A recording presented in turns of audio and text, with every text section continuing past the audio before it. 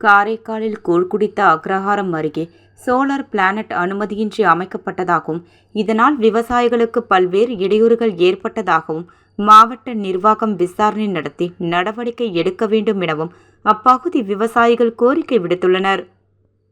காரைக்கால் மாவட்டம் போட்டிச்சேரி கொம்யூன் பஞ்சாயத்திற்கு உட்பட்ட கூழ் குடித்த அக்ரஹாரம் புளியந்தோப்பு பகுதியில் கடந்த 6 மாதத்திற்கு முன்பு விளை நிலங்கள் சுத்தம் செய்யப்பட்டு சோலார் பிளானட் அமைப்பதற்கான பணிகள் தொடங்கப்பட்டது. அப்போது அப்பகுதியில் இருந்த பனைமரங்கள் உள்ளிட்ட ஏராளமான மரங்களை பிடுங்கி எரிந்து விட்டதாக குற்றச்சாட்டு எழுந்தது. அதனைத் தொடர்ந்து கனரக வாகனங்களில் அதிக டன் எடை கொண்ட பொருட்கள் ஏற்றி வரப்பட்டு சோலார் பிளானட் பணிகள் நடைபெற்றது.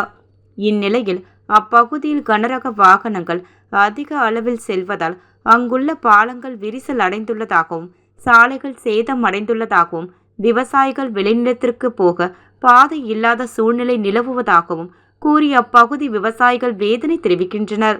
இன்று மாலை அப்பகுதியில் ஆய்வு நடத்திய உள்ளாட்சித்துறை துணை இயக்குனர் சுபாஷ் இதுகுறித்து மாவட்ட ஆட்சியரிடம் தெரிவித்து உரிய நடவடிக்கை எடுப்பதாக உத்தரவாதம் அளித்துள்ளார். அப்போது செய்தியாளர்களை சந்தித்த அப்பகுதி மக்கள் சோலார் பிளானட் மூலம் வெளிப்படும் வெப்பம் காரணமாக விவசாய பயிர்கள் பாதிக்கும் நிலை ஏற்படும் எனவும் அச்சம் தெரிவிக்கின்றனர்.